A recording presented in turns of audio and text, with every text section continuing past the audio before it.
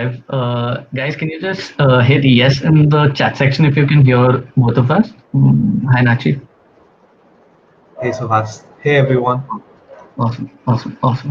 So, welcome to a brand new episode with the product folks. And today we have with us Nachi from Accel.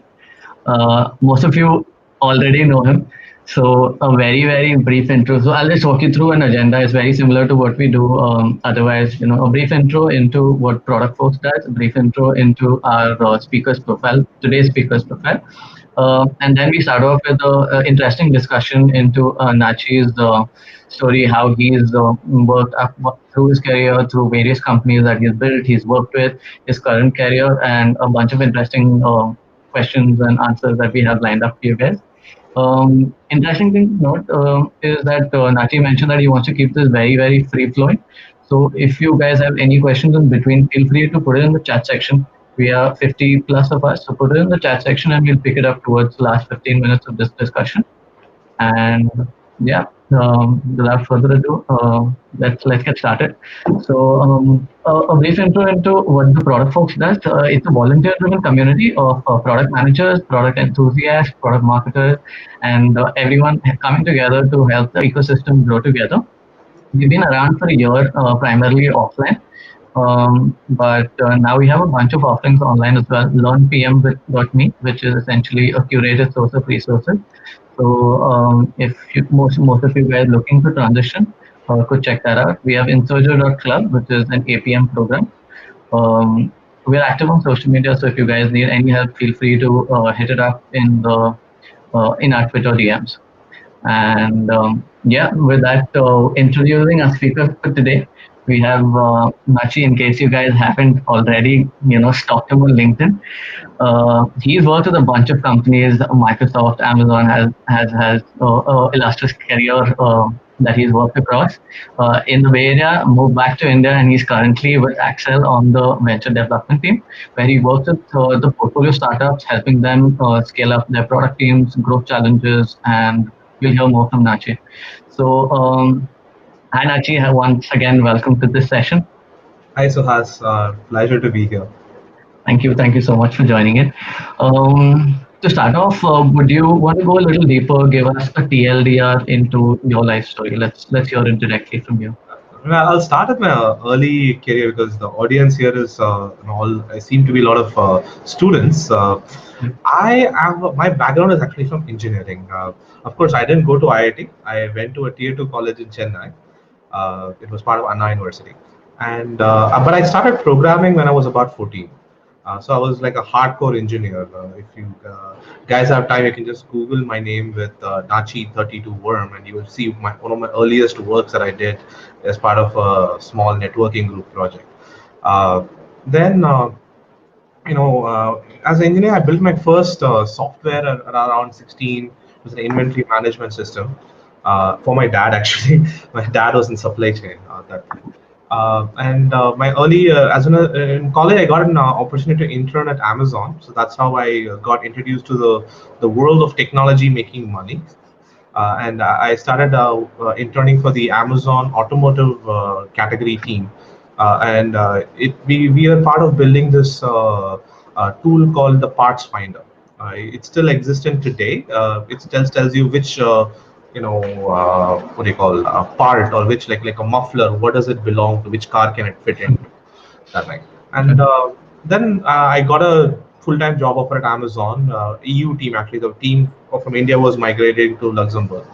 That's where I joined the Amazon EU team, and that's the when my big break in career happened. I was a very curious kid.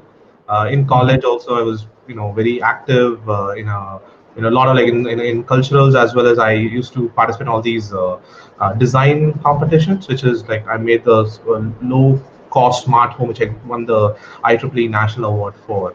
So those mostly my favorite was smart homes and those kind of technology projects.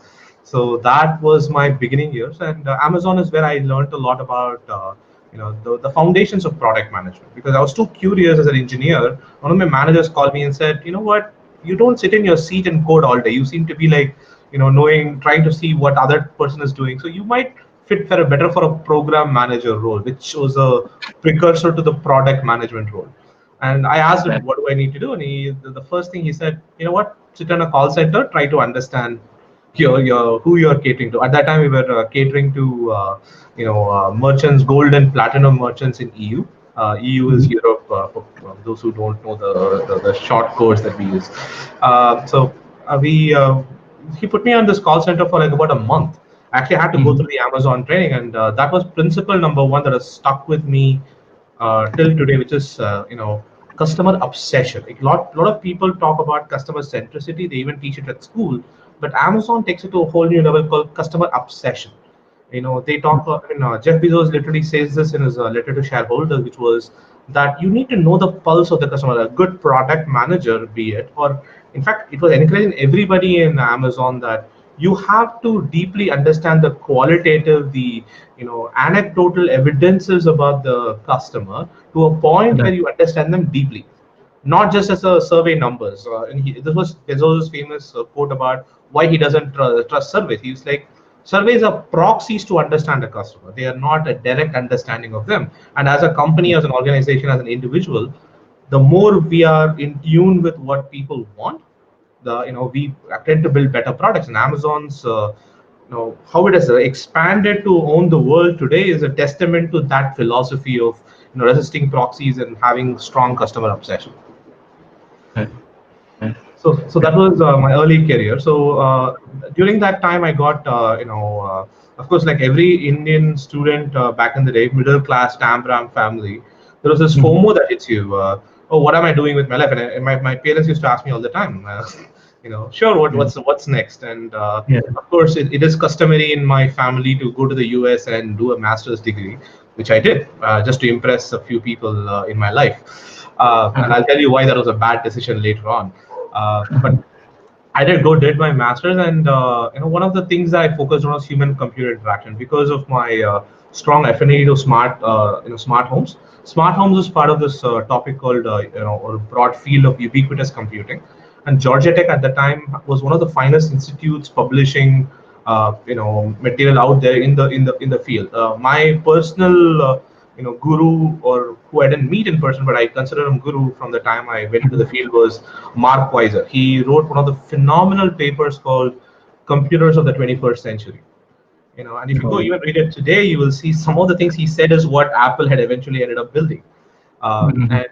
And some of the things that he says in the paper kind of were quite impressive for me, which is that the best of the technology would be indistinguishable from magic, and it will disappear into the fabric of reality. It's one of his popular quotes. That's where the whole idea of invisible interfaces that disappear came out to be. Because right in Mhm. that paper, he had laid out this three challenges, being processing, memory and networking, and finally user interfaces. User Okay. interfaces was the unsolved challenge at that time, because at that time network was solved. Memory and Right. processing were just having a race with AMD and Intel. So Right. understanding human behavior and building those interfaces was a challenge. So I kind of migrated towards that. Learned a lot of tips and tricks, which led me to build my first app, which eventually became. Sorry, we used to do a lot of hackathons in college, and if you're in college, there is no better way to build products or learn how to build products than grabbing your friends together, sitting in a 24-hour hackathon, and just simulating a real-world environment in those 24 to 48 hours. It was a phenomenal experience for me during college days. And we used to almost create a formula in a way that we had won Mhm. every hackathon we went to. And that's when Okay. one of those hackathons is when we hit our idea of creating a campus-wide couponing app. We used to, I was in Georgia to get campus stores which offer student discounts, and students who purchased it did not know they had discounts. And at that time, mobile and especially geolocation was very popular. iPhone 3 or iPhone the one with the curved back had released back then. I think Three. G 3G. Yeah. 3G, 3G. yes, 3GS, What yeah. year was this? 2012, 13, around. No, 2010, 2010, 2011. Right. Right. So 2010 to 2011ish, I would say. That's when Okay. we started building this, geolocation-based couponing app, and Mhm. eventually evolved into building a shareable punch card. I mean, funny enough, Okay. we named the company as Conjuice LLC. So for people who know Hindi, you would understand. It's literally helping you save money, right? So we Right. made a couple Right. of apps there, and And again, as it's customary that if you build an app, suddenly everybody will call you a startup. It's not a product, or a product or app is not a startup. Startup is a business, but we didn't know that. And they asked me to, briefly. I had a small, diversion. I went to Boston to start a PhD program in media, MIT Media Labs, but that Mhm. didn't pan out because, as I told you in the backstage, right? Yeah, People yeah. get far ahead of me in terms of their thinking in MIT Media Labs. That is when Pranav Mistry had come up with a skin touch thing, and I was just here playing with a touch like smartphone, and that was my Yeah. first smartphone in my life ever. So, Mhm. of course, I felt very incompetent. I couldn't publish and perish over there. I thought, okay, you know what? I've been a poor grad student all this time. Let me go see let me get a taste of money a little bit. So, as a customary, moved to Silicon Valley to raise some funds. Actually, raised from some of the very good investors. One of them being SV Angels, Ron Conway, David Lee. So that was my, first foray into the business field per se, like Mhm. Mhm. starting out on my own. And like I was telling you backstage as well, right? Sales and marketing are some things that all three founders we kind of despised. In hindsight, that was a Mhm. wrong thing to do. But we Mhm. said, you know what, sales, though, yeah, if you make a very good product, who needs sales and marketing, right? Yeah. Wow, boy, Very I was common. wrong. Yeah. Yeah. Very common mistake as a technologist, as an engineer, or as a specialist you tend to make. But taking product and making people adopt it is itself a task of a marketing which we were not very aware of, and which True. means that we failed and learned some hard lessons along the way on many Mhm. aspects of it. Mhm. But luckily, our investors were kind enough to find us a soft exit. We Mhm. were closely working with PayPal's payment gateways at that time. So PayPal was trying to think about how to build newer products for the focus on millennials and emerging, emerging areas or emerging markets for them. So I ended Mhm. up joining PayPal as their. First I led the UX at PayPal Labs, which is where Mhm. almost all acquisitions at that time were camped at. One of the popular ones being Kiva. Premal Shah, who's the head of, or who founded Kiva, eventually had the same role as I did, and then eventually now recently launched a neo bank which raised hundreds of millions called Branch. All So, right. Okay. so yeah, PayPal at that time was like a test bed for entrepreneurs to come and put in 2 years of golden handcuffs and get out and do the next big thing. So that Mhm. PayPal was 2 years of my golden handcuffs. Now I'm happy to go into more details in my early career if you want, or if you have any follow-ups, I Sure. can. No, I think this is great. Gives us a great intro. Would you also just want to? We'd love to dig deeper into the products, but maybe you could also share what you did after and what you're doing currently. Then we'll Oh, probably. so after PayPal, there is a like about the 4 years was I call it my hustle years. Hustle years was because quite literally I was clueless what the fuck I was going to do. I'm sorry for my language. No, Yeah, that's I fine. just That's wasn't fine. sure what was I going to do. Yeah. 2 years in PayPal taught me a lot of what not to do, but I still had a Yeah. lot in terms of what to do. And by the way, when I was working at PayPal, we worked on the PayPal consumer app, which includes Pay in Store, which includes Order Ahead, all the consumer side of this. It's still available. Even my couponing algorithms got integrated into the app at one point. It was a Nice. big fight to even get some basic features built into the PayPal's existing app. Mhm. We can go into Mhm. that Mhm. later. But one thing Yeah. that PayPal failed at fundamentally was shipping often and shipping fast. We kind of delayed a product launch by about 9 to 10 months. That by the time we Mhm. had come to the market, we did not have any advantages built in. Like sometimes you have the Mhm. first movers advantage, sometimes you have the pioneers advantage, or sometimes you have the fresh new idea advantage. Mhm. There are so many factors in timing and getting into the market that we missed out. Apple had released their Mhm. own wallet, so our wallet fell out of fashion. Since wallet did Got not it. exist, people did not shop using the phone, so they did not pay for it using PayPal. So it was a lot of an uphill battle for us. And Mhm. in our famous David Marcus was our president and CEO at that time of PayPal. He had this whole quote of "Get shit done," and Mhm. so we were part of Get Shit Done team. Internally, we used to call it Get Shit Done. So Yeah. and with the GSD team, and eventually even at the leadership level, we couldn't change the culture of the organization. So, Okay. Okay. so I left PayPal, and the hustle years were all about trying to broaden you know broaden my perspectives, horizon. So I was helping with a lot of startups. I just sold my company, so now you're in Silicon Valley. What's wrong with getting yourself exposed to as many problems as possible? So I Mm-hmm. built two other startups in between. Both of them didn't do well. One of them sold it as a distress sale to JD.com. Okay. Okay. And then finally, after PayPal, I and a couple of startups that didn't pan out, and I was done doing some consulting for startups, and then joined this company called CrateJoy, which Right. was Yeah. like Shopify for subscription boxes. I Right. helped them build a completely B2C market, which what Shopify has done now called Shop, Yep. their shop app. I had built Yep. for CrateJoy a completely ground up 0 to 1 marketplace, which eventually made 500K MRR, which rounds down to somewhere around 4 5 million ARR. Yeah. ARR stands for annual recurring revenue, and MRR is monthly recurring revenue for those who are new to the terminologies. Yep. Um, Yep. so that again, that was also a good lesson in towards today's topic is how do you Mm-hmm. get a solution into the market. We can talk more about that later. Yeah. I'd It was love to very go. I'd love to go deeper. we started Yeah. as a 3 member team, and then by the time it was done, it was like a 15 member team making $5 million a year. So it was phenomenal. Yeah. And Yeah. then after that, again, now I'm currently at Accel for the last 2 years. I am Mm-hmm. as part of the venture development team. Venture Mm-hmm. development team, to be simply put, the investors invest the money. We invest time and expertise to make sure that we get paid back. Just Right. simply put, meaning that Right. companies do beyond just capital.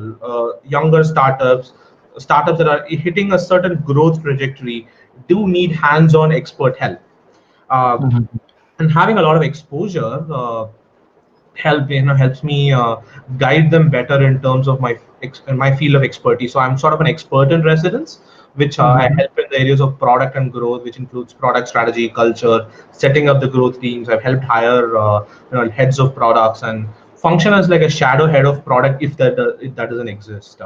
The Some of the companies that I've worked with include Bounce, that is the bike sharing or scooter sharing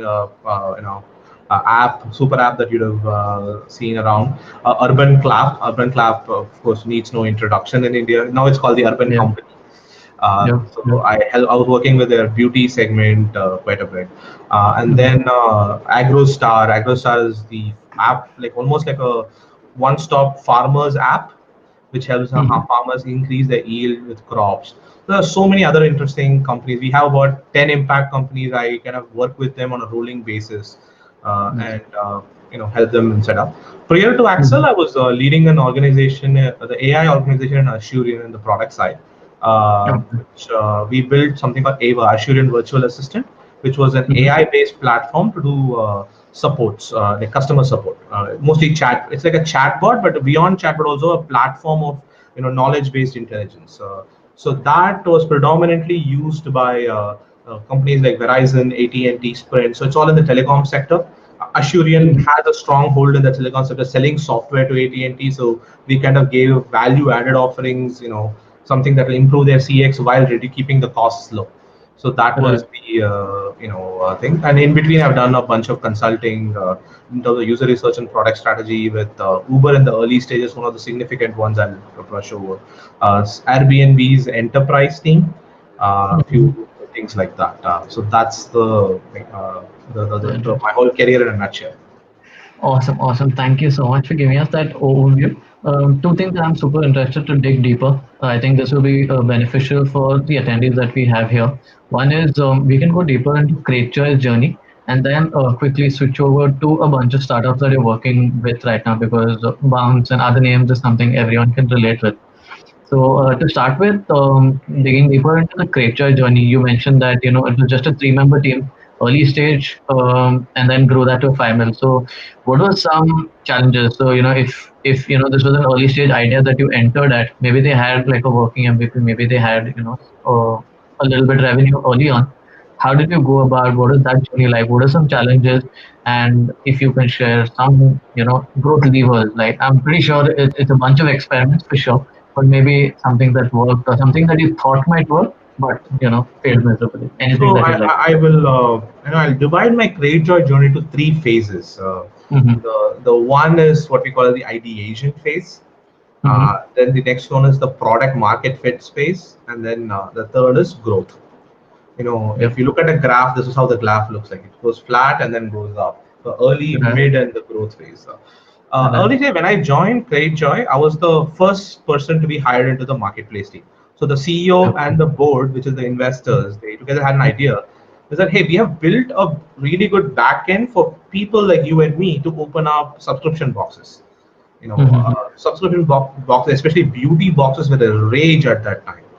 Today, Mm-hmm. some of them which started as a subscription box have become IPO'd companies. Yep. One of them being Blue Apron. Oh yes. Oh Yeah, yes. Blue Apron. It's a very bringing subscription to a commerce or e-commerce was a great idea back then, and I believe it still continues to be. And Amir, who is the CEO, was a phenomenal leader in my opinion for a startup. He was a wartime CEO. For him, it was no Mm-hmm. nothing. He would not leave anything on the table. He was like, I want to grab it all. So that Mm-hmm. I'm putting that in because it matters in the later stages. So I was hired as I was initially consulting with them on user experience, and they said, "Hey, Unachi, why don't you? We are looking at this project. Why don't you come and set it up?" I'm like, "Oh, sure, I'll do it, but I cannot do it for more than X number of like maybe a year or more, because beyond Okay. that, I want to do something of my own. That was always my itch. Got it. I Got always it. try to Yeah. get to a How did you get into the consulting role? If you can just touch upon that. Oh no, I told you like I was in this hustle mode for a while, so I used to expose myself to a lot of problems. Problems Uh-huh. as in like meet with a lot of startups. So Amir, who was the CEO of Creature, was in YC S12 batch. Mm-hmm. And I met him during the YC when he was attending the YC program. Okay. Based in the Silicon Valley, and and the one thing that I really loved about the Valley a lot is there is an open exchange of ideas, and Right. Right. you shouldn't be afraid to share your opinion either. So I was very open with them, saying, "Oh, I find this, I looked at this product and said, let me make a document for you, tell you what's wrong with your product," which was kind of audacious. But at the same Yep. time, the CEO realized that, okay, maybe somebody's taking their time, and I was doing it as for free, so they were not Yep. going to say no to free work. But I had an angle to it, right? I was like, Yeah. hey, maybe I can help you improve this. You don't have a design person on your team. I can help Mm-hmm. you with so and so, and that's how it started the relationship. Well, he Got did it. immediately sign up because I was doing some consulting work in the middle of it all, and Okay. later, about 6 8 months down the line, once he had showed up investment from CRV, stabilized his core product, he had reached out and Mm-hmm. said, "Hey, look, I am looking for a B2C minded person, and you seem to be the right guy. Why don't you come Mm-hmm. and help us out?" Yeah. And after talking to that founder, I mean, I felt he was an impressive guy, and he had built a very kick-ass team in Austin, Texas. So I decided to join them again. Coming back to the main Yeah. plot line, which is Yeah. building the Sorry. marketplace. Yeah. Um, when we started, no, I'm they already had merchants were using CrateJoy to sell subscription boxes on their Mm-hmm. own website. But there's still a problem, right? Where how do you or me, who are trying to get buy the best subscription box in a particular hobby or a interest or passion of ours, find the Mm-hmm. right box for us? The Right. discovery was broken, and Right. therein lies a business opportunity.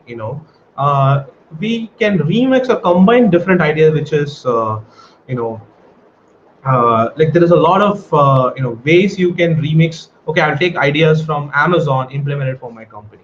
That's what we call the Mm-hmm. remix or repurposing something. So, and to solve this problem, but I kind of took a different approach, which my favorite book to read at that time was All the Material and Blocks from Intercom. I mean, Intercom has one of the finest resources for product managers and entrepreneurs who want to start like a very nimble customer centric business. And I have to quote that it's a product-driven, customer-centric business. Is Intercom is the Mm-hmm. great read, and their books are all called Intercom on product management, Intercom on entrepreneurship. So Mm-hmm. I looked at that, and one of the first things they talked about is jobs to be done. Like, hey, people are doing this; they're hiring someone or something to get this job done. What would make them hire me instead? So ideation happens in like, okay, I should do two of the things, which is one, minimize something, and two, Mhm. maximize something. Minimize could be Mhm. minimizing effort. Maximizing is maximizing value. Okay. Time, money, whatever. So, Mhm. and looking at that, we thought, hey, why don't we have one page where they can discover different boxes that might interest them. And you may Right. think, oh, building a marketplace means we have to have a lot of things. We have to have search, we need to have listings, we should have hundreds of merchants first, and then we have to get thousands of customers to match with the merchants. And Yeah. then you have to have search, sort, filter, then you have to have checkout. My first Mhm. marketplace did not have any of this. There is a need in the market, and the beauty Mhm. of building an early stage idea into a product is that just saying that you're building something, people will actually sign up. Yeah, yeah. The Dropbox, That's I it. guess. That's all we did. We put together a Mhm. landing page and said Mhm. world's Mhm. first subscription box marketplace, which it was true. And Mhm. at that time, I had another colleague of mine who was like a pioneer in the subscription box, James, and he he was the marketing guy behind it. He was, remember I told you my first startup failed because I didn't know what marketing was. My Right. second big initiative or big breakthrough was because I early on started working with a marketing guy. Right. And what a marketing guy that did, I mean, he looked at search volume traffic, so made sure that our one pager literally had all the search things that other person would be looking for. So Mhm. he Mhm. optimized it, put it into community forums, put it on Twitter. So got our early customers. Now we have 10 merchants getting hundreds of customers. Right. Now the chicken and egg problem is broken, right? And it was all done Mhm. in one page. It had tiles and all the boxes listed. If they click on it, they will go to the landing page of the merchant, not even our listing page. Got it. Got So it. once we Got it. started seeing the traffic go in a certain direction, which gave us the confidence to invest more into the project. So we got two more engineers, and Mhm. that is the art of product management. Really, it's managing time and resources. And Right. resources equals money is one type of resource, and the most important resource in a startup is engineers' time. The more Okay. prudent you are with it, you'll be celebrated as a better product manager, and the more frivolous you are with it, your engineers are going to hate you. So that is the early stage of thing. And then slowly again, I'll be very honest, until we hit a significant product market fit, we had still not built a checkout system. Okay. So it would directly take them to the landing page of the No, this time we'll subscription. take the checkout page of the subscription box and we'll put an attribution code in there. So Link. in Yeah. using Martech stack, we had a marketing tech stack that Yeah. actually could create attributions. Right. Right. And of course, the merchants will throw a tantrum when we say, "Hey, oh, this purchase was attributed to Great Joy, so you have to pay us Yeah. a small commission." They'll say, "No, Yeah. no, no, this person is the second cousin of my first aunt's third friend." Like, sure. Oh, me and him go to church together, so he searched for you in Google and you hijacked my customer. Those are the like, but it's a firefight. You Yeah. taking an idea in a product into the world, you have to really tell a story, convince people. You have to help them understand your vision, where you're going. That's Yeah. the art of and you cannot lie to them because that will make them distrust you. Mhm. The two most valuable commodities for an early stage product is time and trust. Users have to spend more of their available time for that task in your product, and they Mhm. should trust you more than any of the alternative solutions out there. Mhm. And so you cannot lie to them. So what we did was we created a small Facebook group. I told the merchants, you can talk directly to me because this is my Amazon experience talking. I already talked to merchants before. I know how they think. I try to deeply understand them, so I'll go sit with them in their living room. And all these guys were stay-at-home moms or having another job and doing it as a part-time thing. So I'll Mhm. understand what their needs were and like, okay, how can we cater it to it better. So these are the Right. things that led to creating a listing page. They all had Instagram. So we said, you know Okay. what? Don't upload photos. Just give us your Instagram page. Upload all the photos there. We will pull Mm. all the best photos from there into your listing page. You don't Nice. have to do any extra effort. And Mhm. when attribution came in, we said, you know what? Now is the time to build checkout systems. There's Yeah. always What this what numbers you would have been at approximately before you started building? Yeah. 120K MRR. Got it. Got it. Okay. So So it's like you around 100. actually did that. Yeah. We kind Uh-huh. of knew that it was a problem when it was at 75K MRR. Okay. Uh, and there are two Pretty problems. One, onboarding new good. merchants.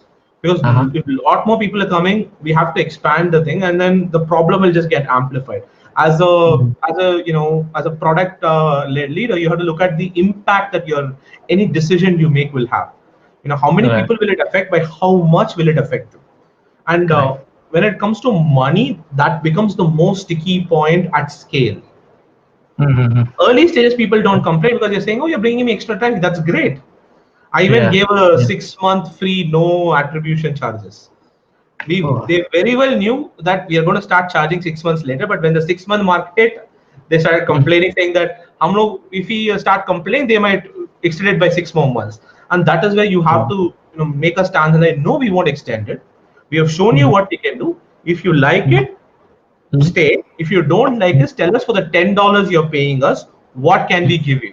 What value can Mm-hmm. we create for, instead of dropping the prices? That's another common mistake we make is, oh, Mm-hmm. customers are complaining, oh, let's give them a discount. Let's drop the prices. You don't Mm-hmm. play that game. You're a budding company. You'd ask, if for me to sustainably, live, as in to build a business, I acquire customers for $5, then I have to Mm-hmm. get value at least 75 to 50 to $75 from them. Right. And I cannot change that equation to, it's a fundamental, it's called unit economics of a business. So I cannot change that. So what can I do, or what can I provide for the $10 they're giving me? Right. What Right. Right. facilities would they want? And most of them will say no. The best kind of monetization is when you go to someone and say, look, I can help you make more money if you give me 10% of the extra money you make. Mm-hmm. That's an easy sell, right? I was like, oh, look, your Yeah. business is doing $1,000 per month. I will get you $2,000 per month, but you have to pay me $10. Oh, sorry, $100. That's 10% of what you make in extra. Yeah. So that's Yeah. an easy call. I think once you understand that, because I was sitting with them, I understood that they don't say no to making more money. If I enable that, then I would be able to build that attribution very well. So both of Yeah. them things started happening parallelly. One, getting more merchants to sign up and adopt our platform, and two, Mm-hmm. building a checkout system so that the traffic doesn't have to go into their site and create this attribution nightmare. Right. Right. Right. And it also bought my engineers time to actually build a good checkout system, because if I had forced my engineers, they were integrated Mm-hmm. something like Stripe or Gumroad, which again, as a payments guy, you'll also know that it creates a problem. The commissions you pay to Stripes are much higher than you pay to a payment gateway. Right, right, right. That's true. That's true. That eats into your revenue as well. So what happened after that? Like, say you started building. I'm pretty sure that would have taken some time, some challenges there as well. So that was maybe your development phase, I can say, before maybe the growth levers kicked in. So was it entirely organic, or were there anything that you can share around that So growth it was journey? a conscious decision to keep a lot of it organic. We knew, again. This is another interesting insight. If you're in the internet, you're building technology or internet-driven products, or products on the Mm-hmm. internet, which is search volume plays a very important role Mm. in your product success, early stage product success. In Correct. fact, one of the best companies out of India, Freshworks, started with an insight of how search volume was growing. Like, for example, Zendesk had increased their price, and everybody is saying cheaper alternative to Zendesk was a search string. Oh, If so many people are already searching for it, and you are that, and people can yeah. discover you on a search page, on the first page of Google, you have a higher chance of Quite getting amazing. organic traffic. Our traffic blew up the day we got our SERP ranking went higher to the first page. Mm-hmm. Man, that traffic was incredible. We used to get 200, 300 purchases per day. That one day we had 1,500 purchases. Wow. And what did you do to get that on the first page, the surf ranking? Was there anything So, tactical that you so can share? no tactical. No, a lot of things were just like I said. There is no silver bullets. So Right. firing a lot of lead bullets in a regular fashion. So Okay. number one, make sure your web page is properly has meta tags. Follow those Google's doctrine carefully. Google changes its Mhm. algorithm. It recently changed the algorithm to take into account the author who had written a blog post. The Mhm. next thing we did was keep very active in the community. If somebody is searching for this product, they also are searching for other places. Like, Google is one place, and Yeah. getting a search your page listed on Google would take about 3-4 months minimum, Yeah. because it takes time for bots to come read extract your page, recycle it. So you have to keep clearing the cache and making sure your new articles are getting things. make sure you're getting referenced elsewhere. So some of the small micro things we did was we had videos of product reviews where the link to the Mm-hmm. product on our page would be available. So those are all Got it. good sources of traffic because those are all uncontested. In Google search, it's a contest. But if you have a Right. YouTube at that time, it was uncontested. So we found a channel which was only second to the main Google page, and Google was already taking into account, backlinks from YouTube. So Uh-huh. that's one. I think so every time there's a white space available. Mm-hmm. Incredibly, in India, Postman also did something like that. Postman, about today, Mm-hmm. the 90% of traffic comes from their own property of academy. They taught people how to write API code. They told how to format API properly, how to write API documentations, and people Mm-hmm. said, "Oh, now to do this and testers use Postman as a product." And it just exploded because at that Wow. time, when everybody was Mm-hmm. going towards microservices, there was no one single, what do you call, a source of Repository. truth or somebody who could illustrate what exactly to do to engineers, and they did that. Yeah. So to Yep. get Yep. search engine traffic, you have to create this kind of value. You have to go and for us it was easy because everybody was searching for subscription boxes. We know that from the search volume. Okay, Mm-hmm. and now we just have to have those ingredients in a page, and it cannot be fake. Mm-hmm. Mm-hmm. It has to have some elements to it, and then we started doing collections. We started writing one pager, just chumma will write, okay, top 10 boxes of April season. Oh, okay. April, Sounds like April showers being Mayflowers, top boxes for your Mayflowers. interesting. And when Interesting. people search it, Relevant. it would match people's intent. And then one Mm-hmm. very fine day, one of my marketing guys got us a slot on this show called Good Morning America, which is watched by millions of American moms, how stay-at-home moms, wives, the key decision Your degree. makers of Yeah. e-commerce at that time. By the way, just Yeah. FYI for people who are new to e-commerce, women represent 70% of the buying power on sites like Amazon, Zappos, Greatjoy, all of them. Oh, Women wow. significantly Mm-hmm. skew, like almost say, they determine our fate by a large percent. Men tend to be overall, not demographically speaking, but more persona-wise. Men tend Uh-huh. to be more utilitarian buyers. Women are experiential shoppers. They sometimes Interesting. become Interesting. tastemakers at that time. I mean, during that time, even in Amazon when I was working, the Uh, biggest category for Amazon for frequency of purchase was mm-hmm. women's apparels. Oh, I didn't know that. Yeah, That's I mean, interesting. That's interesting. this kind of, think about it. When I said customer obsession, this is what it means. Like knowing to a tune of, hey, what, who, when, where, why, and Yeah. applying that in practice. So we kind of we know that a lot of who has similar demographic Instagram. So we had a good Instagram presence. Uh-huh. We partner with the influencers that these guys follow and tell them, have them plug in Create Joy every time. So we Got enabled it. multiple channels once one channel was a really good fit, and we started seeing traffic come in.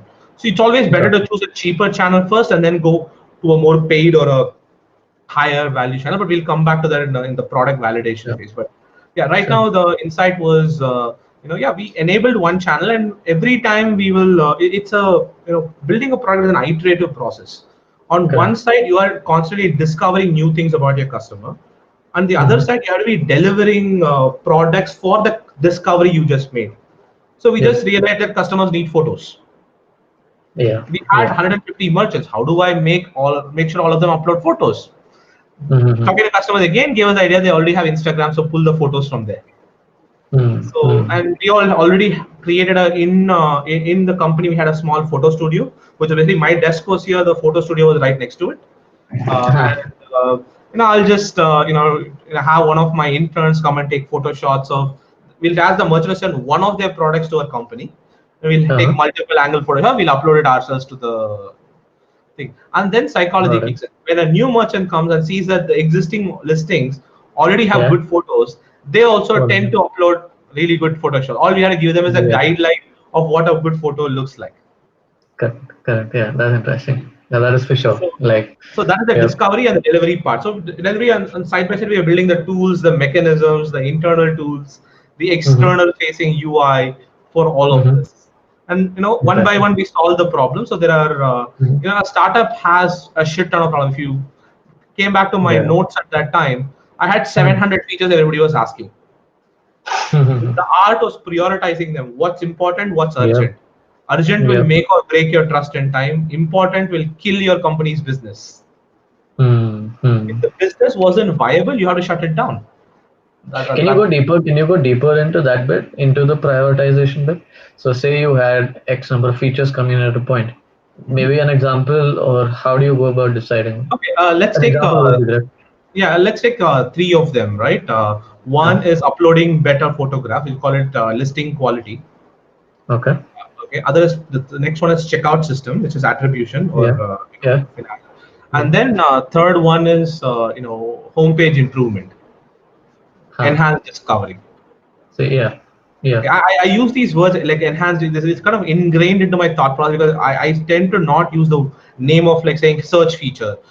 For me, it is so intertwined and being beaten into my head that people are not looking for features; they are looking at an experience as a whole.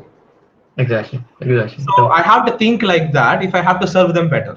So Right. enhancing discovery is like how can I help a user, Hmm. discover more products according to their hobbies and interests. Hmm.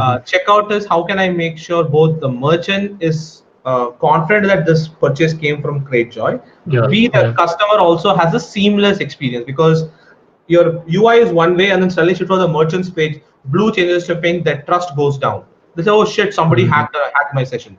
You would also feel it, right? You're Hmm. on Amazon and suddenly, it happens in Swiggy a lot for me. I click on it, suddenly my yes Paytm page comes up. The first Hmm. 2 days is a little confusing. You'll see a lot of drop offs there. So this Hmm. was happening for us. So that's the second feature, and the third one is catalog quality, listing quality. I would say. Hmm. Now, how do I prioritize it? Again, I refer back to Yeah. Intercom, which has one of the best use that we do. Most companies will have some form of a metric. Like Hmm. for example, e-commerce means conversion. Right. So we'll just put a pin on it because this Yeah. becomes useful. So what Yeah. Intercom Yeah. recommends is this framework called RICE, RICE. Right. Right. Yep. Uh, Yep. it's not curd rice; it's just RICE. Uh, So it's RICE stands for reach, impact, confidence, and effort. hmm. So now let's come back to the three features. Like reach, how many people can this feature impact or reach?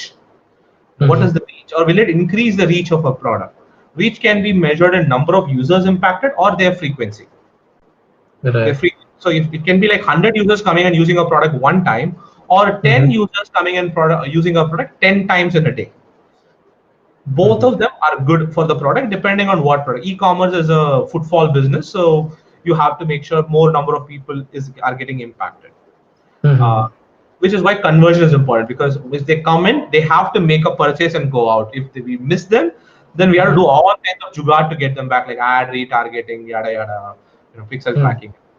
Hmm. So coming into the business mode, which was, we had the reach for all three, which was, enhancing the landing page, increase our top of the funnel, Yep. uh, enhancing discovery, top of the funnel improvement.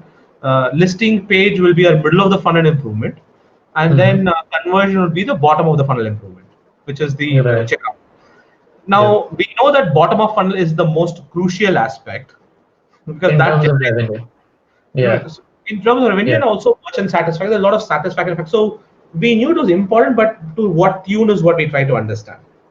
So Hmm. that was, and again, we put a like almost like a star mark on it. Now the debate Yeah. was between these two features, which Okay. was discovery and enhancement. So we looked at the Right. difference in Right. conversion. We said, okay, yeah, middle of the funnel is the problem. If we Huh. open the top of the funnel, people will Hmm. still leak because of lack of information on the product. Hmm. So if we fix We'll be that, getting more people. Yeah. Got it. Got it. getting more people who will be more dissatisfied with with their experience. Correct. They So do not convert. Yeah. now the impact measurement comes in, like what percentage of people can we impress with a better listing page or convert to the third Hmm. step. That is what created the impact measurements. That's scored like on a scale of 1 to 5, a 4 on impact versus the discovery was only a 2 on impact. Hmm. Okay, impact on the conversion. That's Right. why I said put a Right. pin on the conversion as a metric. But each business has that metric, and that Uh-huh. metric kind of changes on a quarterly or a yearly basis. Got it. So Got it. And most apps today they publish their numbers online. So just go whichever field it is, any app you'll have a related metric to it based on the field they are in. So Awesome. coming back to the conversion thing, Mm-hmm. then they became confidence. Like how confident Yeah. are we that Mm-hmm. fixing this in a certain way will improve it? So it'll be like Right. we know that listing page is obvious, but as a product guy, you have to read a lot. Yeah. You have to read like a maniac. At that time, there is a.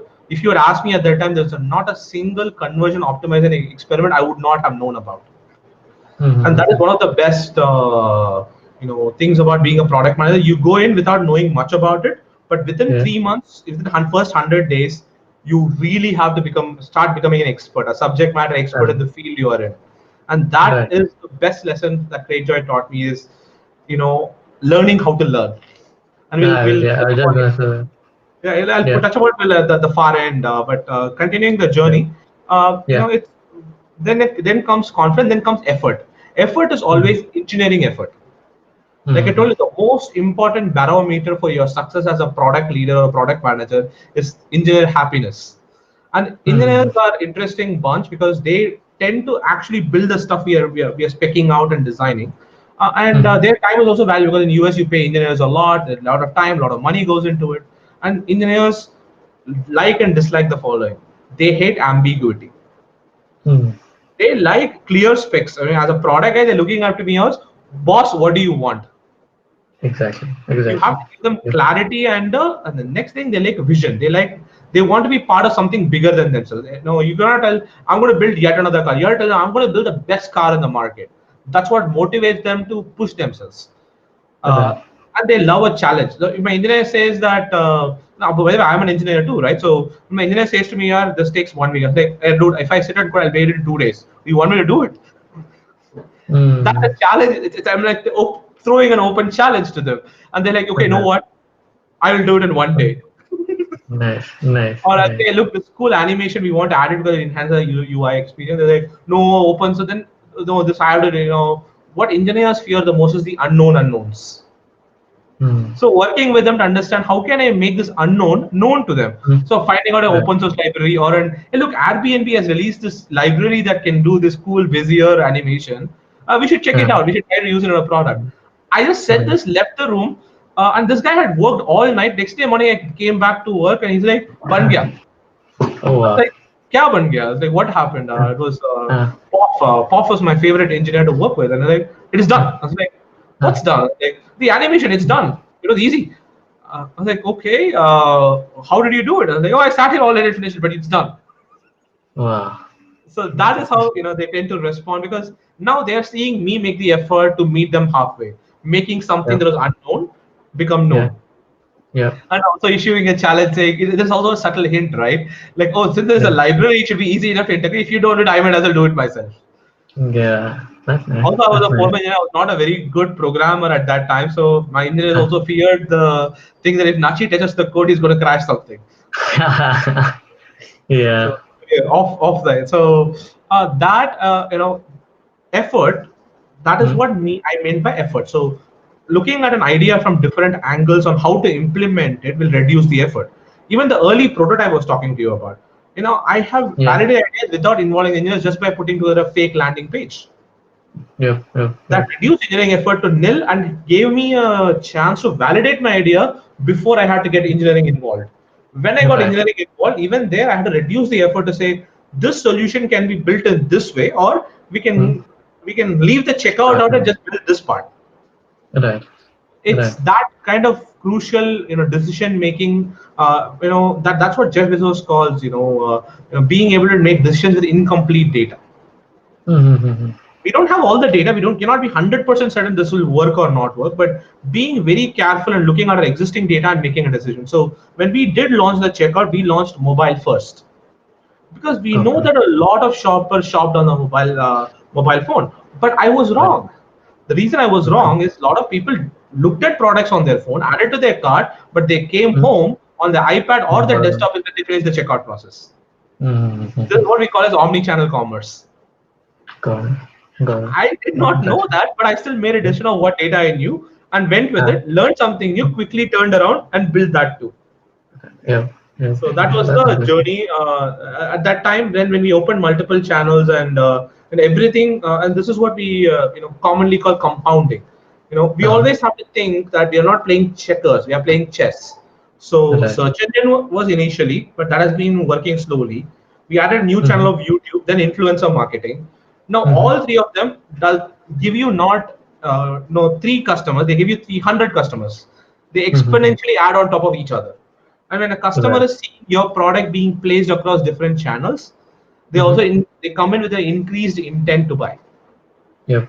So that magic happened, and it was just not one bullet we fired. It's like a series of good things we had to do, and whenever we Mm-hmm. failed, we had to learn and quickly turn it around. There was no time to sit and shok sabaka time later. Like, Arey yaar, I made a mistake by going mobile first. Now how do I go Yeah. face my CEO? I just went and said, look, I was wrong. This is a new data. I am going with this.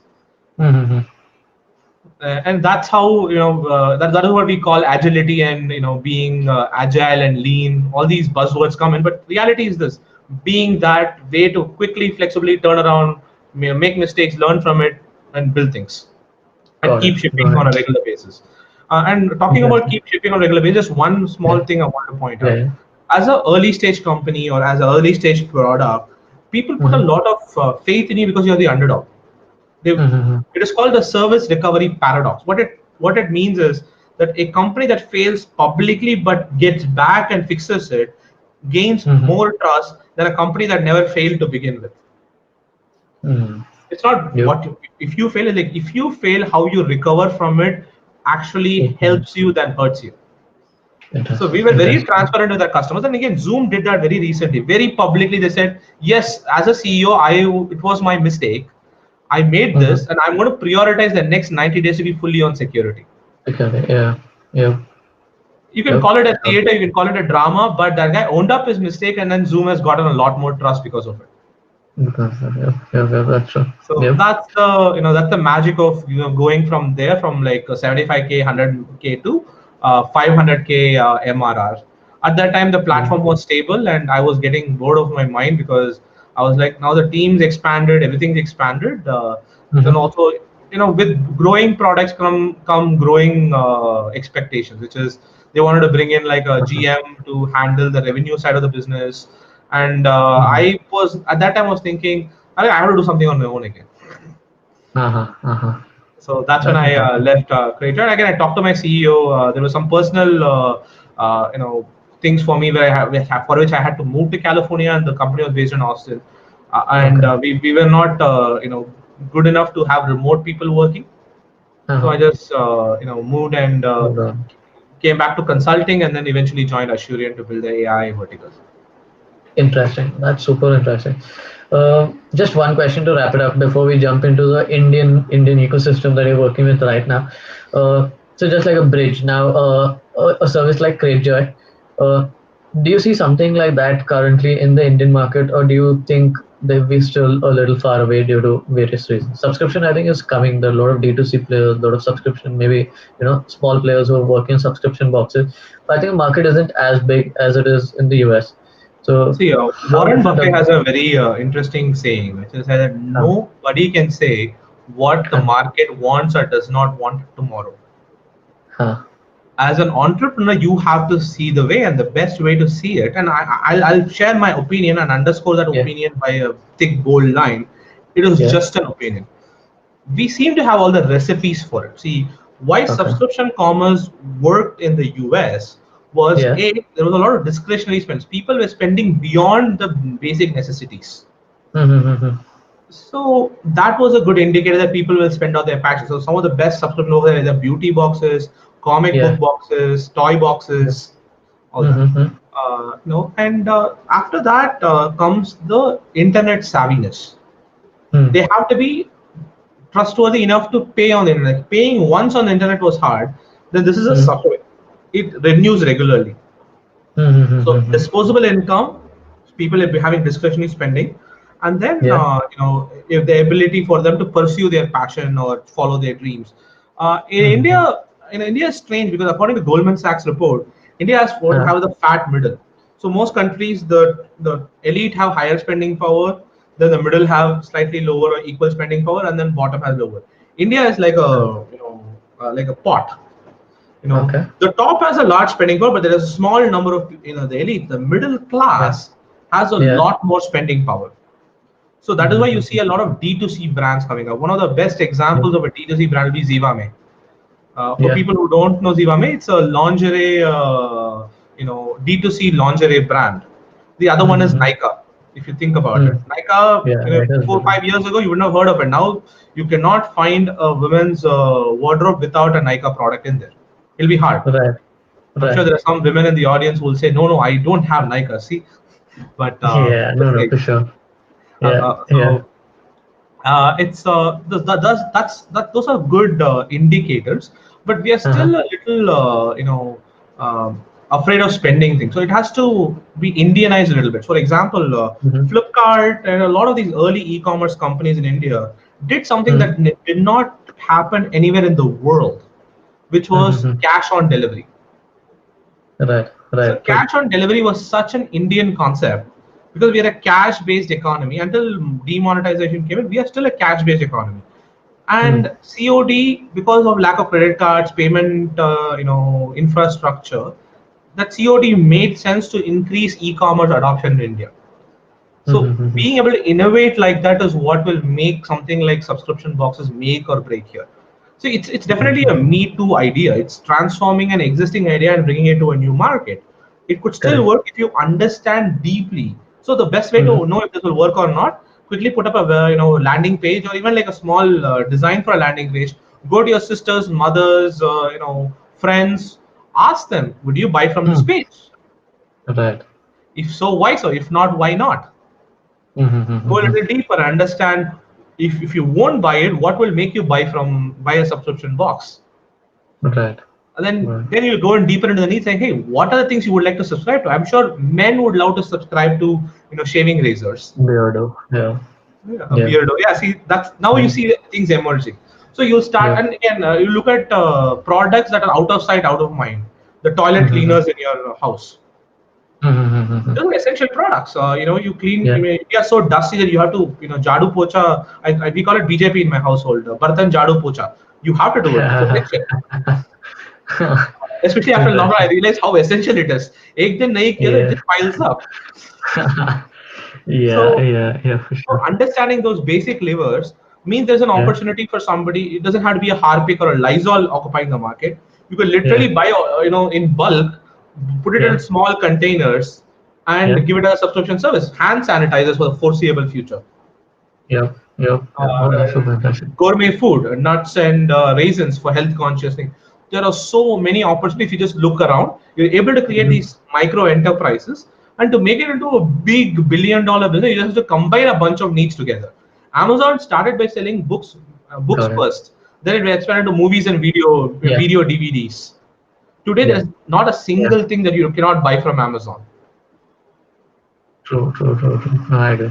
This weekend, next weekend, I'll probably spend some time on those search volumes and geography India and see what's trending. Yeah, what's Let me trending? try that. And do both qualitative and quantitative analysis, right? You need to, Right.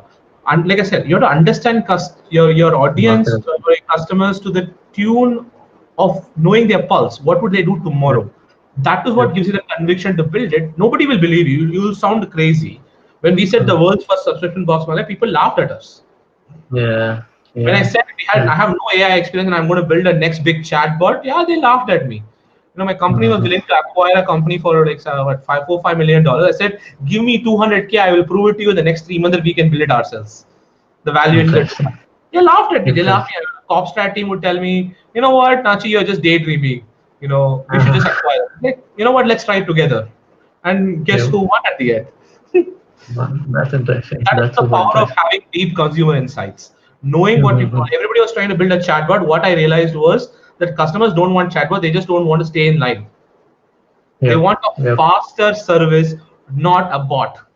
So all Mm. my bot said in its prototype was, "Hey, this is Ava. How may I can help you file a claim in less than 10 minutes? I can find the Mm-hmm. right person to assist you in less than 2 minutes. Can you share some Mm-hmm. details?" Because if the call gets transferred to an agent, the agent will still say, Mm-hmm. "What's your name? What's your PIN code? What's your yada yada yada?" I said, "I'll cut off Mm-hmm. all that crap. and Mhm. give you just the right person who can give you the solution directly. Yep. Yep. Which where AI was applied and smarter routing to the right agent who was available and who was an expert at solving that problem, not to Yep. some screening agent, then to his manager, then escalated to a product expert. None of that stuff. Mhm. That's good. That's good. Mm, Only because we're running out of time. I mean, I'd love to go deeper and maybe talk about apps today, consumer apps today. We know, like, your Swiggy is using chatbots, so maybe in a round two we'll pick those things up. But moving on to the next segment where we talk about ecosystems, you move from there to here. Before we transition right back to India, what are some things that you can point out about different ecosystems? Customer behaviors is something that we spoke about, but how is the culture itself different? If you can just pick, for example, the Bay Area versus Bangalore. Bangalore today, a lot of people say that is getting to what it is there. But you worked with startups in both places. So, what are some opportunities? What are some challenges? What are some great things about both places? It's a good thing. So the reason I moved to India was India is in a phenomenal growth trajectory right now. To be honest, but if you ask me the same question about 4 years ago, I would have told Mhm, you India. There is no reason for me to be there. There's no value for a product manager in India. It's not like we were mhm, building for Indian audience. Half of them are working for TCS Infosys because moms mhm, thought that मेरा बेटा Infosys में काम करता है उसको शादी होगा then I can get a lot in dowry. At least in South mhm, India, that was usually the commonplace talk I used to hear here. When I did join Amazon, my mom used to tell my mousie like, "Hey, देख ये भोसड़ी का कोई Amazon पे गया है, ये पे अच्छे अच्छे companies है. Sharma ji ka uh-huh, beta works in Infosys. He's working in some small company called Amazon." That's literal uh-huh, dialogue from my household.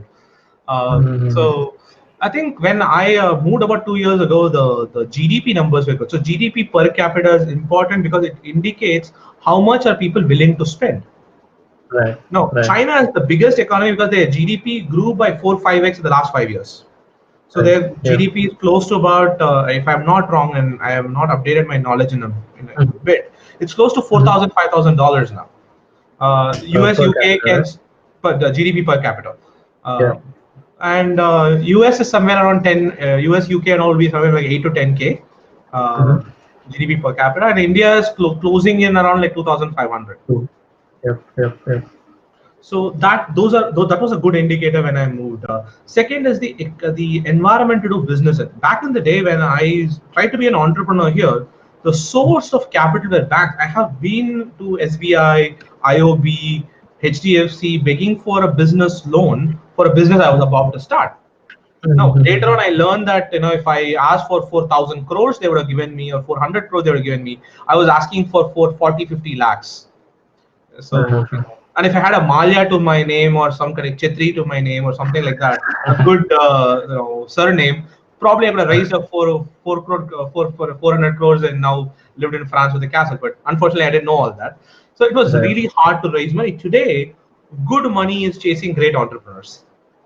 right, right. Uh, and another thing you would notice is all of these US based mega corporations are vying at India as a lucrative market that they cannot tap Mhm, into. And mhm, only Indian companies with India, as I would say back in like 2 years ago, is a mystery wrapped in an enigma of the side of bacon, because it is liberal yet conservative. It mhm. will we will spend on these life experiences, but we will come home before 6 p.m. sometimes. Yep, yep. It's a lot of this mixed in a microcosm only an Indian would understand. For example, when I did user research for Uber, Uber Mhm, wanted to come to India, and my favorite person to do user testing was just my mom. I showed the Uber app, and she said like I told her what Uber does, and she said like, "Mom, if you press this button, you can order an auto. Auto will come." And then my mom said, "Okay, auto आ गया. Now you start the ride, okay?" Then my mom like, "बेटा यहाँ पे metre कहाँ है?" Oh, okay. That Uh-huh. meter concept was alien to all the US based designers, engineers. So they had built a Right, software for a US context and they were trying to repurpose it. It right. basically the first user that saw the product, it broke. My mom said, "Meter kahan hai?" I asked her, "Why do you need meter?" I was like, "Beta, yahan se, if I go from Thane to Bondu, the auto wala should take only 100 rupees. If the 100 rupees comes at Cheknaka, I'll get down at Cheknaka and walk to the market. I don't have a problem. But I'm not going 120 Uh-huh. rupees to go to the market from Cheknaka." Mm-hmm. So I mean, sorry, for Yeah. people who grew up in Bombay, you know what I'm talking about. Yeah. So my mom thinks of distance and money in a very similar way. Yeah. For her, it is Yeah. not 2 kilometers; it's like 100 rupee distance. Mm. And then Uber had to do this thing where they said, when you order, right, we will show you the price up front, which is exactly what we will charge you. Yeah, correct, correct, correct.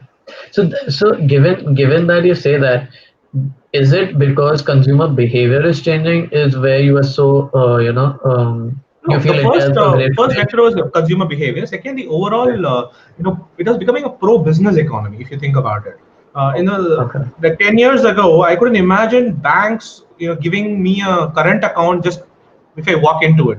I have to get some Mhm. references from two people, and then I have to have a physical office. I had to have a Yeah. board set up and all that. Today, the what do you call the friction to open a new business has come down. It has become easier to Got do it. business there, and we are Got also it. getting a little bit more flatter. What is happening is India is not a singular market anymore. India is basically Southeast Asia. If you exclude Mhm. China, you can build something in India and expand to the Singapore, Malaysia, Indonesia. The same Right. concept applies all the way to Philippines. Nice. Nice. So now, if you expand, you can go on one side to the Middle East and on the other side to all the way to Philippines. So now it gives you a larger footprint to take bigger risks. Super interesting. I think from a founder perspective, I absolutely agree. What about from an employee perspective? You went to do masters, maybe looking at potential, or maybe in your case specifically, maybe societal or family. But for a lot of folks, I think who are on the call, who are early in their careers, uh, how do you look at this differently? If you See, the last person they should be taking advice about this is me. Each okay, person's context and situation is different. I mean, I correct. don't believe. I mean, I'm sorry for my language. Like, but I always believe that my when I'm trying to give advice to someone, it's not that no matter how much I know, each Right. individual situation, their context, their goals are different. But one thing I can Right. definitely tell them is always have a vision for yourself. Like, set your Mhm. goal and then do things aligned to that true north. Mhm. If you want to be a CEO someday, then do everything, step by step to get there. So for me, what Mhm. helped in going to the US is gave me exposure, which I didn't Mhm. have in India. I'm from a very lower middle class Tambram family, originating from Chennai. So my Mhm. exposure was very limited.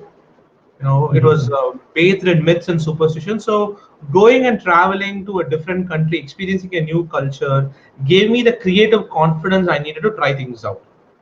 Going to a more Nice. liberalized economy was helpful. Today, America is not what it used to be. It is not a liberalized economy anymore.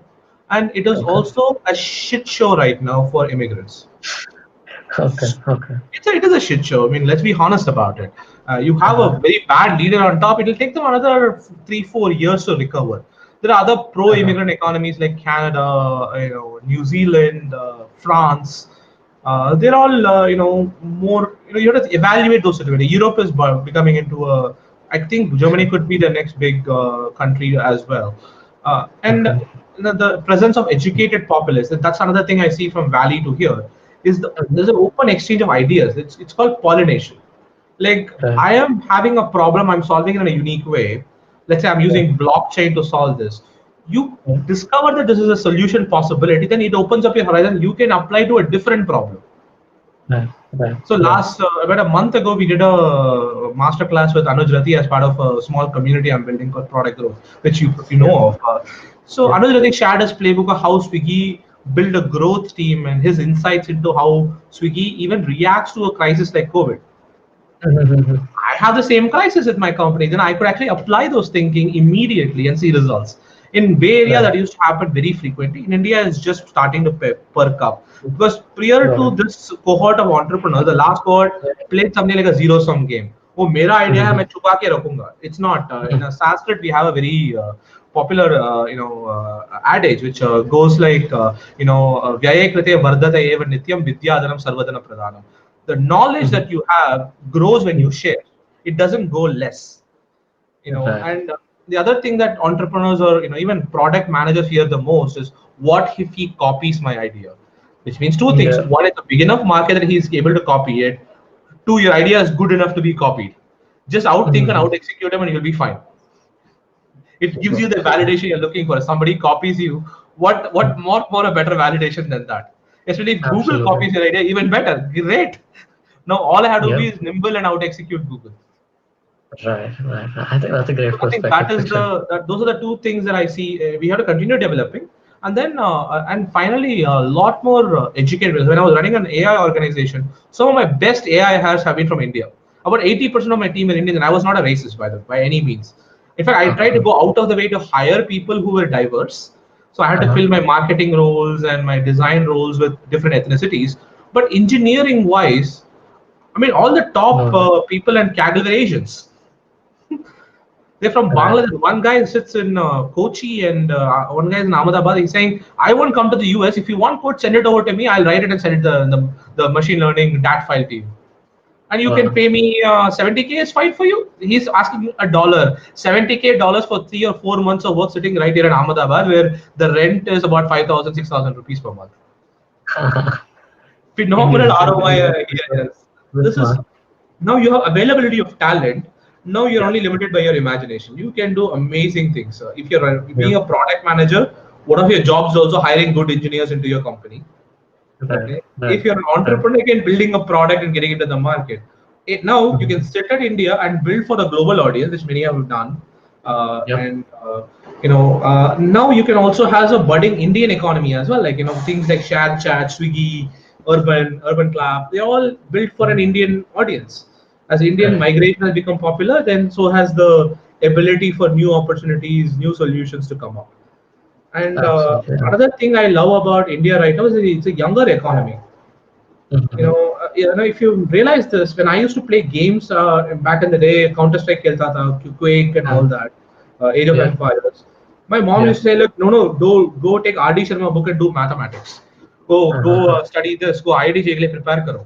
But Right. today, esports is a market because the people who graduated, got jobs, are spending something on watching Counter Strike matches being played by others. I mean, I watched two Right. matches just today morning on CS:GO stream.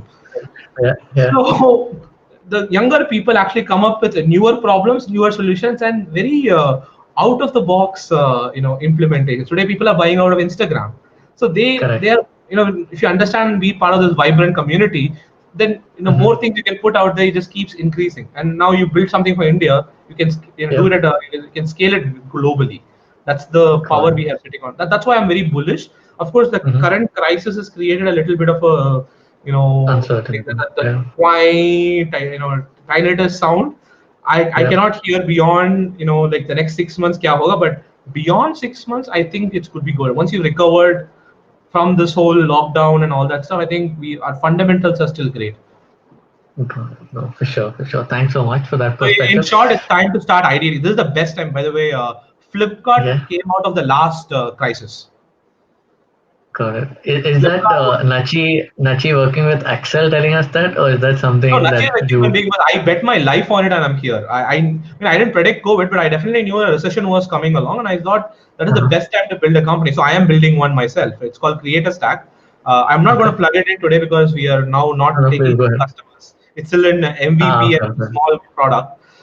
okay, I okay. don't want what do you call the community kiss of death, as they call it. Right, But right. No eventually, worries. I will definitely open it up to all creators. But yeah, I'm just saying, I have bet my life on it. I bet, in fact, I bet my own savings on it. Instead of going to a bank and Uh-huh. asking for money, I say, you know what, I'll invest in my own projects. And I've invested in two Nice, other Indian startups, all betting nice, on Indian, who are catering to Indian audience to and can scale nice, globally. So yeah, it's nice, it's nice. it's like me telling where my putting my money where my mouth is. So Well, that's amazing. That's amazing.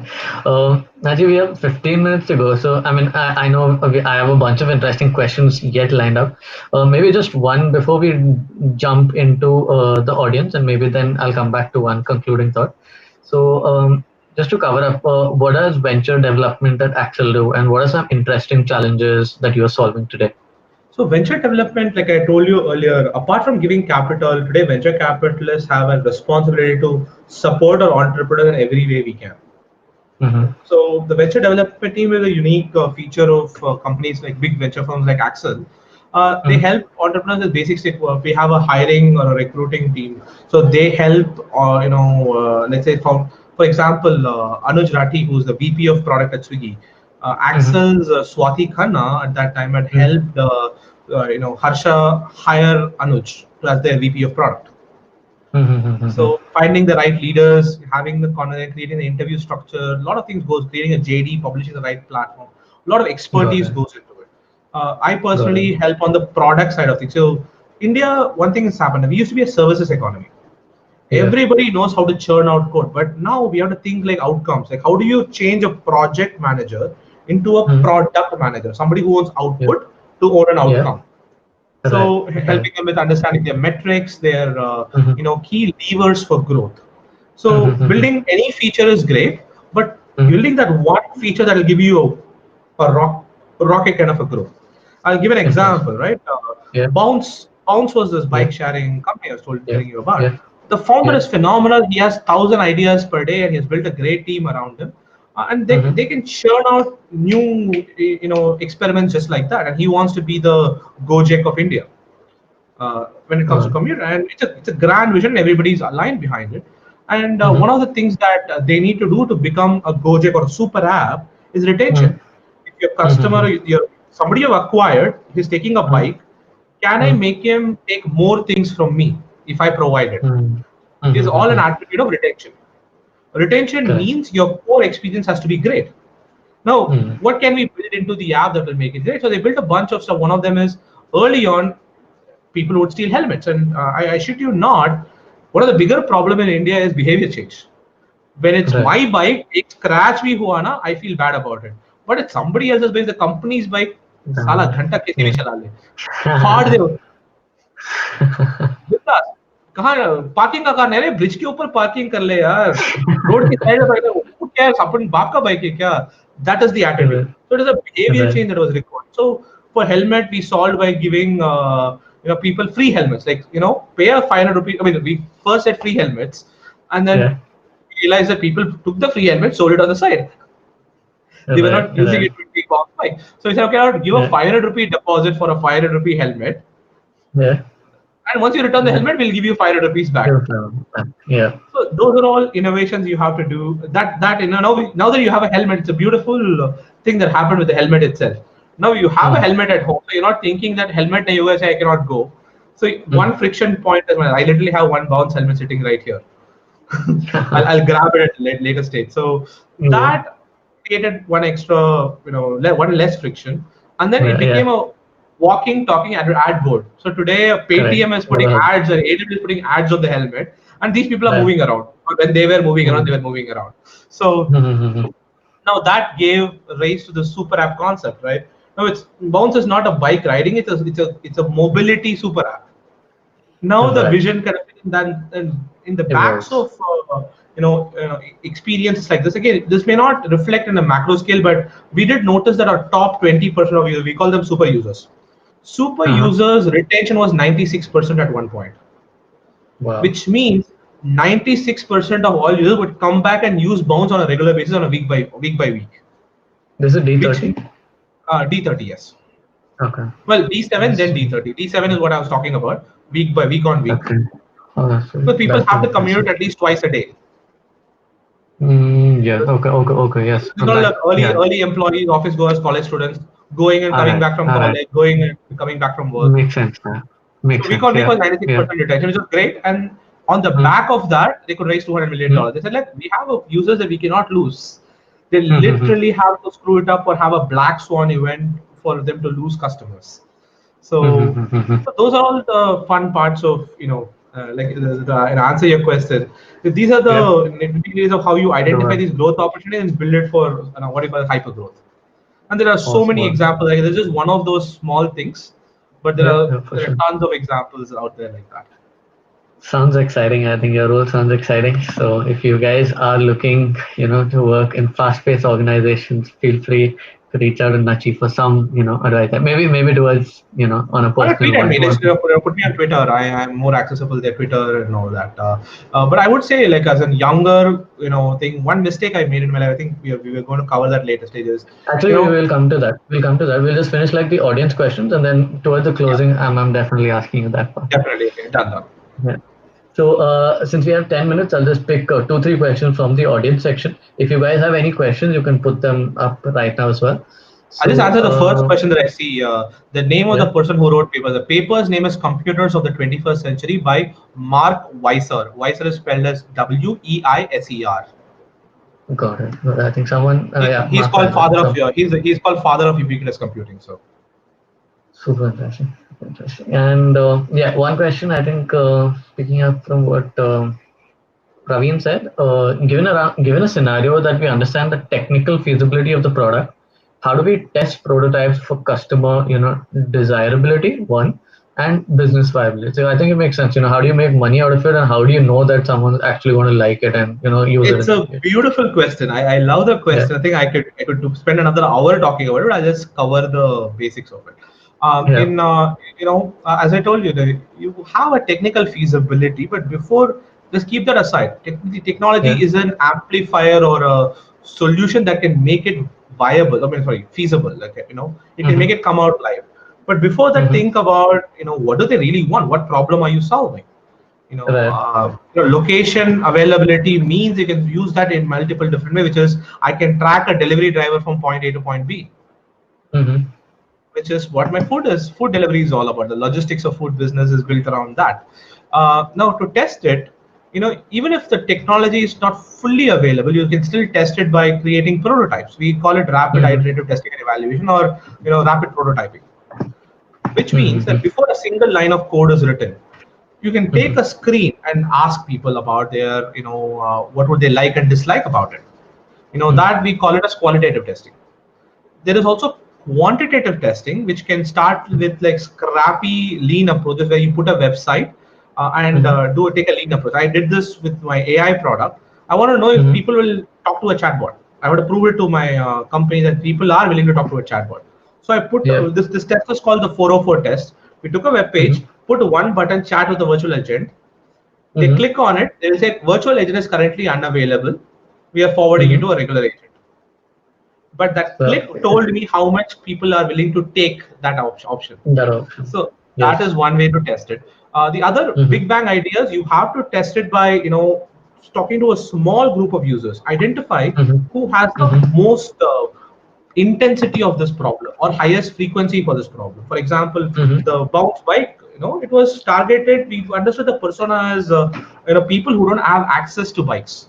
That's not people mhm. like you and me. So we are well-paid product managers or working in industry. So yeah, I Yeah, one day I just walked into a Royal Enfield showroom, put money down, full payment down, got a bike and walked away. yeah, But not many people are able to do that. People who are there first and second jobs, people who are in customer support jobs, mhm, non-technical, non-engineering jobs, they need this bike to, or people who work in a call center, they need this bike to go there. Otherwise, their options are take an auto, Ola share, or bus. Each has its right. own problems with flexibility. Let's say this customer Mhm, support guy has a girlfriend. Now he wants to mm, take his girlfriend to a movie. उसके लिए mm, कितना जुगाड़ करना पड़ा है. You have to do it in Bangalore and Mumbai. mhm. It's better to Yeah. have a bounce. So that's the customer desirability. You can check it out, and then eventually you Mhm, launch small gradual. Like always have a list of beta customers. People who buy into your vision will want to test mm, out the product. Expect 1%, 10% of them launch the mm, product with them. Your technical feasible product with them, and listen to mhm, them and keep improving. It's better to take a small group of users and keep mm. them super happy than take a large amount of users and keep them meh, Yeah, averagely yeah, insatisfied. The business yeah, viability is again, you will find proxies. If they're not yeah. spending on your thing, they are using something else. They are either spending time, money, resources on something Mhm, else. Either they're hiring a person to do it, they are yeah. paying other proxy, like if it is a business software, they're using Excel, which is time consuming. You simplify Excel into a dashboard, they're willing to pay you. So that Mhm, willingness to pay and how much matters. Oh, one of yeah. the ways to check out the search engine value, because it's already telling you what people are looking for as a solution. Already. Those Yeah. are all proxies to business viability. Worst case scenario, take that 10% of users, go ask them, if I build this, how much will you pay me? If I want to Mhm, charge you extra $100, what should I do? And then mhm, compare and contrast whether can I build such a thing for this cost to deliver mhm. it. If not, find alternate avenues for revenue, because advertising is one avenue. If somebody Right. else is paying for this product, then this person you can give it to him for free or at Mhm, cost. So there are yeah, multiple yeah. innovative ways that you can make it business viable. But Mm-hmm. ultimately, you have to ground it in truth and reality. Don't say, "Oh, if I build this, they will come." That's the bad way to go. That's the worst way to go about it. Mm-hmm.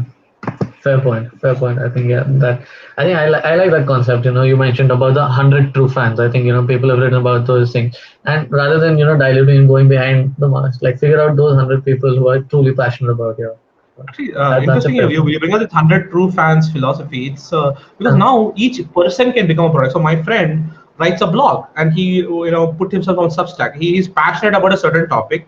He collects that information. He presents it to others. Now he has mm, 100 people who follow his newsletter regularly.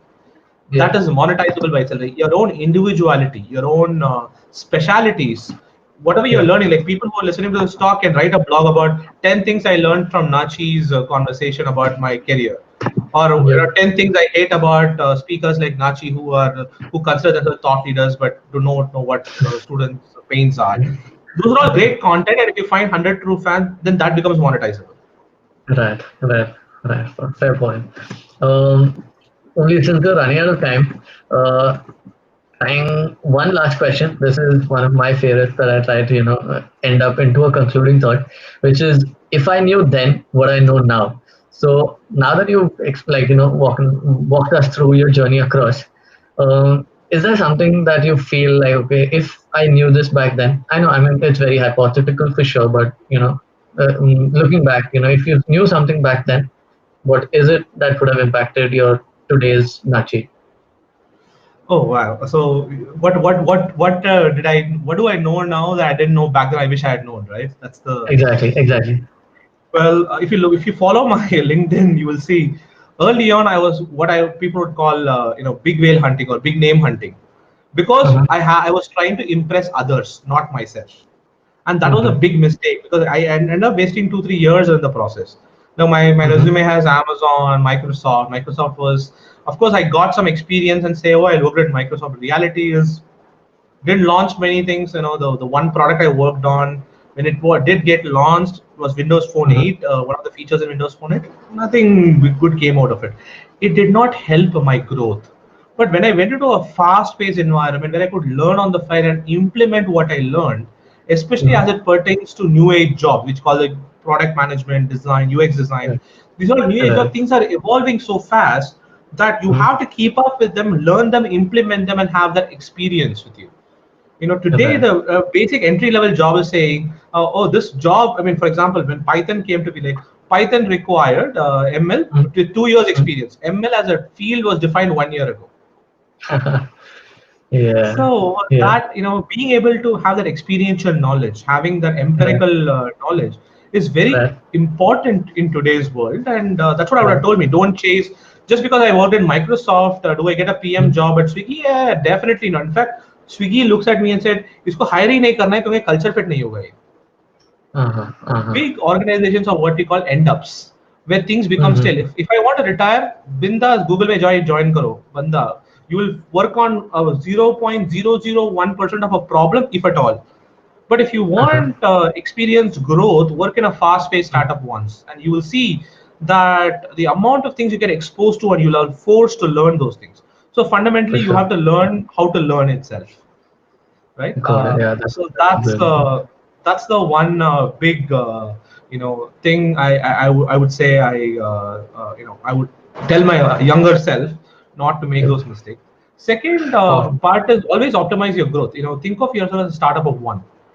No, Mhm. when I used to work, I mean, India में एक problem है. I'll just give it to you in a brief thing. We're running out of time. Mhm. Is that Yeah. No problem. हमको पैसा देते हैं, हम काम करते हैं, we give our skills and things, but why do we Mhm. get एक it's like India has this problem of buy one get two free. Along with the labor, we also give obedience and loyalty as free. You are loyal to Mhm. yourself first. You optimize for your growth. A company will always optimize for their growth. Right. If revenue Right. comes today, they will hire people. If revenue doesn't come, Yeah. they will fire people. Right. Don't wear Right. this thing like, oh, I'm so loyal to the company, they fired me. It was your fault to begin with. So, and companies have a tendency to do that because they have other forces to manage. Don't Mhm. mistake them. At the same time, you have to show that loyalty. Like every day, ask yourself, what am I doing to grow myself? Or am I learning Mhm. something new? Is it challenging me to get to the next level? If it Mhm. doesn't, then every 2 years, it's okay to shift. The attrition, in my dad's days, he worked 13 years for one company and saw the growth. My mom Yeah. worked 30 years for Department of Atomic Energy. I Mm-hmm. have not kept a job for more than 2 years in a single company. I'm Correct. doing fine. I my bank Yeah. account is full and I'm doing just fine. So that the younger seller, will tell them, don't waste your time, because Baki sub is reversible, but the time you're wasted pursuing nothing is irreversible. Yep. If you're stale, Correct. you're not growing. The world is going faster, so you become stale. You're Yep. only spiraling down. Got it. Nachi, since you brought this up, I'll just follow up with one last thing before we conclude. Uh, there are a couple of folks on this. I think for early stage folks, you covered a lot, but a couple of folks on this call, we still have like about 50 odd people here who might be in their career already. And now that you said this, they might be thinking of this already. So, what are some, tactical ways they can actually switch? Say, a lot of them really want to work with startup, maybe post this period of uncertainty that is there currently. A lot of them want to, but because they've worked, say, 5 years with, say, a TCS, or, maybe they didn't think about it earlier, but it is pretty hard. Like, even we know that If it is you're not trying that to talk easy. about networking, mentorship, coaching, and Exactly. anything. Exactly. Coming to So that. I'll cover this in a big topic. There are two things that you have to learn about. One is called reskilling and one is upskilling. If you're already Mhm. working in a domain, or let's say you're an engineer in TCS for a long period of time, you need Mhm. to actually reskill yourself. So you have to unlearn a lot of things you picked up and relearn them. Mhm. And then another is Okay. upskilling. So you're good at something. Let's say you're a mid-level product manager or Mhm. an entry-level product manager, and you want to become a Yeah. product leader or a senior manager. That's Yeah. upskilling. So you have to create more things into your stack. Yeah. And a good way to do that, like so as we are talking backstage, is Mhm. mentorship, networking, and coaching. I'll start Mhm. with coaching first because that's the key element. Do Mhm. not look for an external coach. You have to start Mhm. with self coaching. There are two really Mhm. good resources if you want. Google Yeah. this. In Yeah. Stanford, there is a professor called Mhm. Ed Batista. He Okay. talks about the art of self coaching. Mhm. It's basically simple, which is like create a list for yourself. Like, hey, what are the things I need to learn? Let the list be Mhm. empty. You will have some Mhm. hypothesis. Friend will tell something. By Mhm. machine learning mein jana hai, so you have to learn Python first. Then you have to learn Mhm. data science. They'll put all Mhm. the keywords. Just write it all down. It's simple. Mhm. Then reach out to somebody who's in the field, saying that, hey, I have a list of things that I would like. I just need 15 minutes of your time to help me shorten that list. Because when you're Mhm. approaching today, the mentorship model is broken because you're asking for somebody's time who Mhm. may or may not know your context. Correct. So the ask has to be crystal clear to make the best use of their time. But you cannot go as saying, look, I mean, I get a lot of these questions like, solve my Yeah. career problem. Tell me what I should do with my life. Like, I cannot Mhm. tell you that because it's a big risk. What if I tell you and you do it and you don't succeed? कल आके Right. insurance मांगेगा Mhm. क्या? And I should not, do a bad faith service. But I Yeah. can Yeah. definitely tell you what skills are valuable. Let's say if you were to hire a product manager, Yeah. what are the qualities you look for? Or if you want a promotion at your job, for reaching the next level, what are the skills that need to be there? You Mhm. develop those skills. Okay, that Mhm. is where the networking comes into play, self coaching comes into play. There are so many. Mhm. Today you live in a world where you're not limited by resources. edX है, Correct. Coursera है, Udemy है, friends है, events है, product folks community है, product growth community है, Twitter है, Yeah. सब कुछ है. Right. You're only Right. limited by your Right. imagination and persistence. So ये Right. सब है. You just need to know, pick the two, three things you improve. Then you go Mhm. ask your company whether they're going to give you a promotion or not, or apply for jobs outside. They'll automatically either give you a promotion internally, or you'll definitely land the dream job of yours. Do not compromise on the growth of your own growth for some misplaced sense of loyalty or what we call a sunk cost fallacy. So that's Mhm. the one bottom line. The Mhm. then is always about finding those upskills, then apply them. That's another part that we miss as a that's not something we get taught in school. We said Mhm. पढ़ो exam लिखो हो गया JEE लिखो IIT में जाओ life bindas is what the advertising model tells you. It's really not. Right. It's Right. persistently and consistently applying what you've learned to keep Mhm. upskilling yourself. You have to have Yeah. results to show what you've learned. Otherwise, nobody believes. It's called proof of work. Today, everybody demands proof of work, not your resume, not where you went to college. Yep. They Yep. demand proof of work. So start early. You want to become a Correct. product manager, don't wait for somebody to give you the job. Just become a product Mhm. manager of your own product. That's why I became an entrepreneur. Yeah. And build then on you the learn side, so right? much in the process that somebody will trust you with their money and their product. Sure, So sure. I the think first that's a job I great got point. was just when I pinged the CEO and said, I have an opinion about your product, Mm. hire me to fix it for you. He hired me 8 months later. So Got it. that kind of bleed through happens, and never put somebody else in your career driving. So you have to be driving your career. So that's Right. the thing. Again, start with self coaching, identify, be self aware, and if you need Yep. another book recommendation, don't think that you are not capable. You're not born with any of the skills you need today. It's the ability to learn, and that's very well illustrated in this book called The Growth Mindset. Sorry, the Mm-hmm. book is called Mindset. They talk about something called growth mindset. It's by Uh-huh. Carol S. Dweck, another Stanford professor. Got it. Got it. Those two books phenomenally changed my life. I think I hope it Mm-hmm. also in a material way impacts your life. And then the final Oh, thing that I would have told myself, sorry, I'm yeah. No, talking a no, please, lot. please. Just No, kind no, of this is pack it great. all. I Yeah. recently read a book called Range. I think we were talking about it Yeah. backstage. Yeah. Another bad idea that I was told back in the day was have deep expertise in one area. This Mm-hmm. growth mindset talks about having broader. So today, a really good professional in any career is very T-shaped. Mm-hmm. They have a very broad expertise, and they can Mm-hmm. go in depth into one or two areas. So that Yep. is the T-shaped, professional that we call today. So that is where Mm-hmm. the range talks about how generalists are winning over the universe, especially if you want to get into product management or excel in product management. That being Mm-hmm. having a general thing. I made a mistake where I did masters in HCI, then deeper in engineering, then deeper in product management, and it Mm-hmm. was hard because if you are a generalist, you're able to shift very quickly and get into Mm-hmm. a field. If you know how to learn, you're able to become an expert in a short amount of time. you Correct. know Correct. AI will be in the next net, you can jump on it. Tomorrow VR AR will be, Yeah. you can still jump on it. So you're not Right. limited and stuck anywhere. You can always keep churning. You will take one success and compound into another success for yourself. So that's Awesome. the Awesome. No, I love that framework, and like even though we're a little over time, I think it's a great like in the 3 points that you mentioned towards the end. That's something that I'm going to also go back and apply.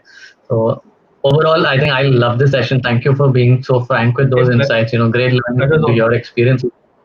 And just to conclude, thank you everyone for joining us today. Hope you guys enjoyed the session as much as we did talking to you guys as well. And if you guys have any feedback, feel free to write out. In case you enjoyed the talk, feel free to give Nachi a shout out. He's active on Twitter for sure. I know LinkedIn as well. And Nachi, which is the best way to get in touch with you in case they I mean, want to? Twitter, LinkedIn. I have a very hectic schedule, but whenever I can, I do answer my Twitter. I mean, if somebody tags me on LinkedIn or Twitter, I do answer. Awesome, awesome, awesome. So you guys know where to reach out to him. And yeah, that's about it. Stay safe. Thanks again, Nachi. I'll catch you backstage. And everyone, thank you again for joining us. See you around again Thank you. next week.